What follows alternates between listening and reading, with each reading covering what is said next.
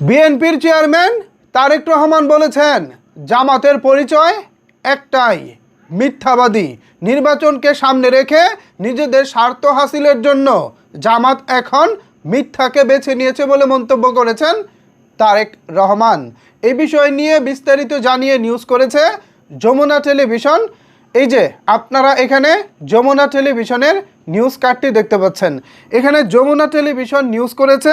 তারেক রহমান বলতেছে তাদের জামায়াত আইডি নাকি হ্যাক হয়েছিল, অথচ বিশেষজ্ঞরা বলেছেন এভাবে আইডি হ্যাক হতে পারে না। এরা নির্বাচনের আগে নিজেদের স্বার্থের জন্য মিথ্যা কথা তুলে ধরছে। এদের একটাই পরিচয়, মিথ্যাবাদী।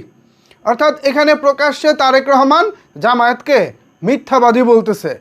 আসলে ঘটনার মূলে কী ছিল?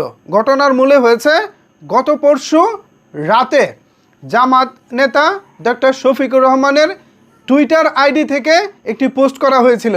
সেই পোস্টে দাবি করা হয়েছে বাইরে যারা কর্মজীবী নারী আছে, ঘর থেকে যারা বের হয়ে বাইরে যায়, তারা পতিতা বা পতিতা সমতুল্য, এরকম একটা ওয়ার্ড সেই স্ট্যাটাসে ছিল। কিন্তু এই স্ট্যাটাসের পরে জামাত দাবি করেছে এই স্ট্যাটাস তারা দেয়নি, মূলত তাদের অ্যাকাউন্টটি হ্যাক হয়েছে। যারা হ্যাক করেছে তারা মূলত জামাত এবং ডক্টর শফিকুর রহমানকে বিব্রতকর অবস্থায় ফেলতেই মূলত এই কাণ্ড ঘটিয়েছে। তো জামাত দাবি করতেছে এটা হচ্ছে হ্যাক হয়েছে, কিন্তু বিএনপি দাবি করতেছে এটা হ্যাক হয়নি। আজকে তারেক রহমান সাহেবও বিষয়টা নিয়ে সরাসরি মাঠ পর্যায়ে কথা বলেছেন, এবং এই কথা বলার পর আসলে সাধারণ দর্শক কী ভাবছে, সাধারণ জনগণ কী ভাবছে, এখনও পর্যন্ত যমুনা টেলিভিশন এই নিউজটি প্রকাশ করেছে।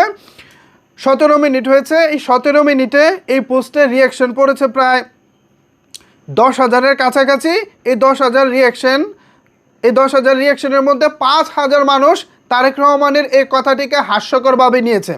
এই যে এখানে যে রিয়াকশনটা এসেছে, রিয়াকশনের মধ্যে 10,000 মানুষের মধ্যে 5,200 জন মানুষ হাহা রিয়েক্ট দিয়েছেন, 3,700 মানুষ লাইক দিয়েছেন, 1,000 মানুষ লাভ রিয়েক্ট দিয়েছেন।